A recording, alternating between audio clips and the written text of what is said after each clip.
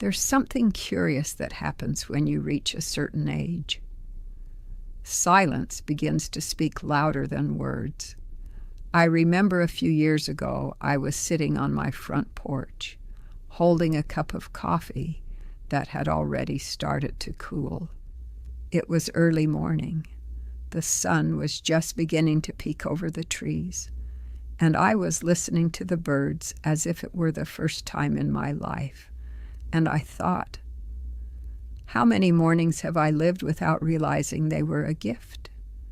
When we're young, we live rushing to please, to fulfill expectations, to avoid disappointing anyone. I was like that too. Of course I was. I was raised to believe that being a good woman meant putting others first. And I'm not saying that's wrong. No, it isn't. But there is a very big difference between loving others and forgetting yourself. At our age, truths begin to quietly settle into the heart. We no longer have to prove anything. We no longer have to live worrying about whether people approve of us or not. Today I want to sit with you, slowly, as if we were sharing a peaceful afternoon. I want to tell you what I've learned after so many years, after so many joys, so many quiet moments, and yes, a few tears that taught me more than I ever wanted them to, because there's something I discovered, something I wish I had known much earlier.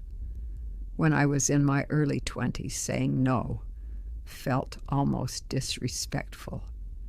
In my family, I was taught that a woman should be understanding, helpful, and quiet, and I followed those rules carefully.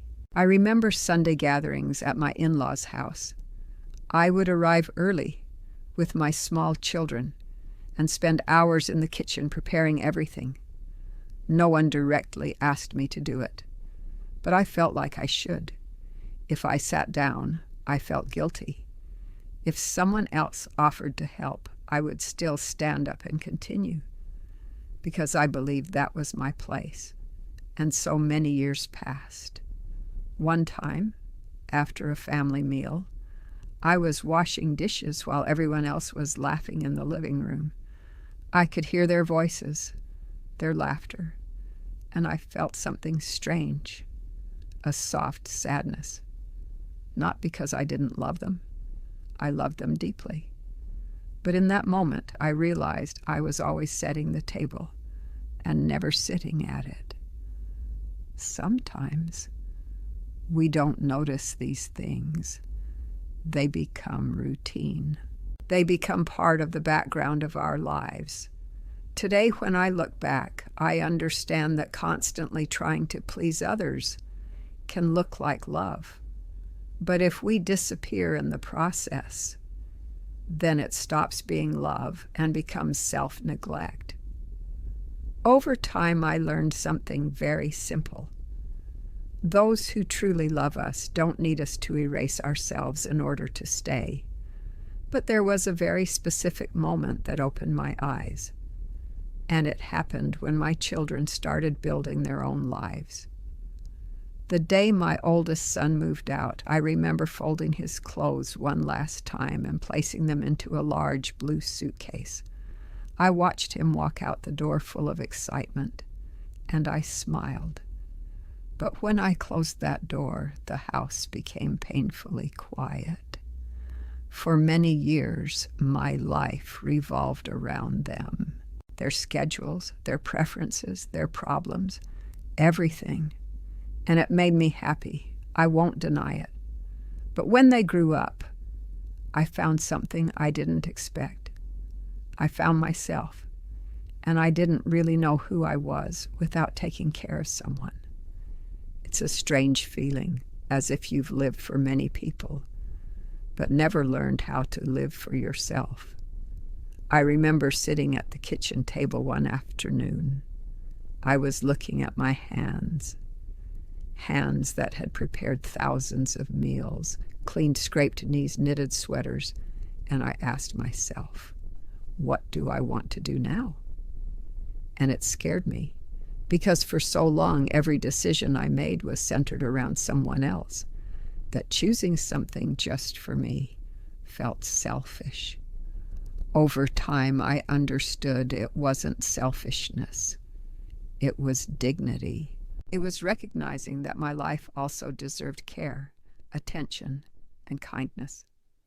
I started with small things, taking walks alone, reading books I wanted to read, learning to say, "I can't today," without feeling like I was failing anyone. And then I discovered something wonderful. When you respect yourself, others begin to respect you too. But the hardest lesson didn't come from other people. It came from something that followed me for many years: the fear of disappointing others. For a large part of my life, I cared far too much about what others thought of me. If someone made a comment, I would think about it for days. If I felt someone was upset with me, I would try to fix it even when I didn't know what I had done wrong. I remember a neighbor who always had an opinion about everything. About how I dressed, how I raised my children, how I kept my home. And instead of ignoring it, I tried to change so she wouldn't criticize me. Until one day, I was already in my 60s. I overheard her criticizing something about me in front of other people. I felt heat in my chest. But this time it was different. It wasn't sadness. It was clarity. I realized that even if I changed 1,000 times, there would always be someone with something to say. And then I understood something that set me free. Other people's opinions are like the wind. You cannot stop them. But they don't have to shake your house from the inside. From that moment on, I stopped explaining every decision. I started living more peacefully. I didn't need to convince anyone of who I was. It's interesting. When you stop searching for approval, you begin to feel a kind of peace you never knew before. But there was still something more difficult ahead: learning to forgive myself for all the years I put myself last. There's one thing people from our generation learned very well: taking care of others. We do it almost automatically. But do we know how to take care of ourselves? I didn't. I remember once I had a fever, and I still got up to cook because I felt it was my responsibility. My husband looked at me and said, "If you were someone else, you would tell them to rest. Why don't you give yourself the same kindness?" That sentence stayed with me for years. Over time, I realized I had often been harsher with myself than with anyone else.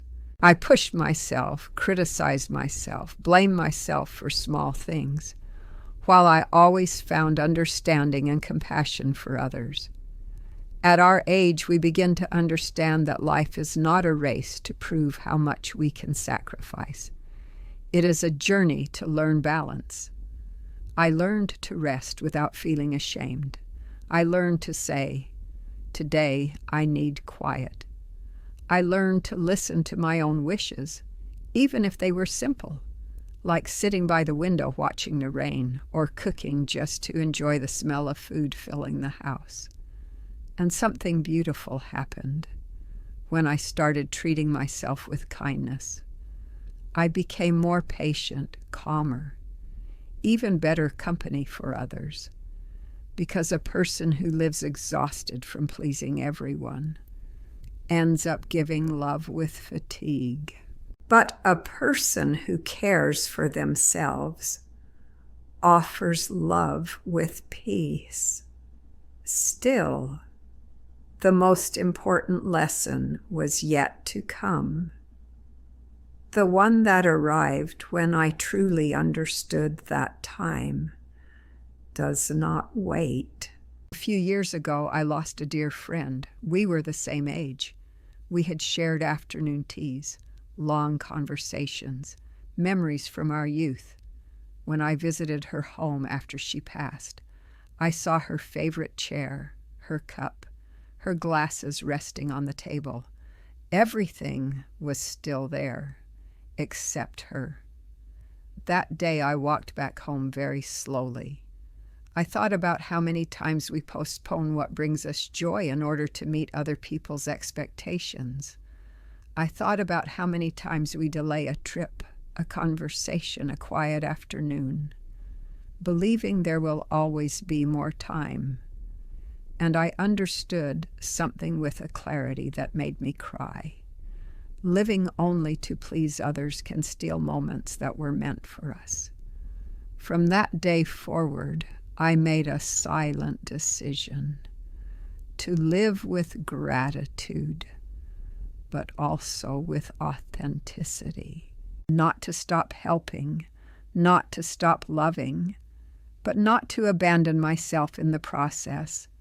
Because when you reach this stage of life, you discover that peace of mind is worth more than approval, and that inner calm is a treasure no one should give away to other people's opinions. And just when I thought I had understood everything, one final reflection came to me, one I would like to share with you before we part. If there's one thing I've learned in these 79 years, it's that life is far too short to spend it trying to fit into everyone else's expectations. We were taught to be strong, responsible, generous, and those are beautiful values. But no one taught us that we also deserve to be heard by ourselves. At our age, we have the right to choose calm, to choose who we spend our time with, to say, this no longer belongs in my life, without feeling guilty. It doesn't mean we stop loving. It means we love without disappearing. If you're listening to this today, maybe you've also spent many years caring, helping, supporting others. And I want to tell you something with all my heart. Your story matters too. Your dreams, even the small ones, deserve space. Maybe today is a good day to ask yourself, what do I want now? Without fear, without rushing, with the wisdom that only lived years can bring. If you feel comfortable, I would love for you to share in the comments a memory or something life has taught you over time. Sometimes reading other people's stories reminds us that we are not alone and that we walk this path together.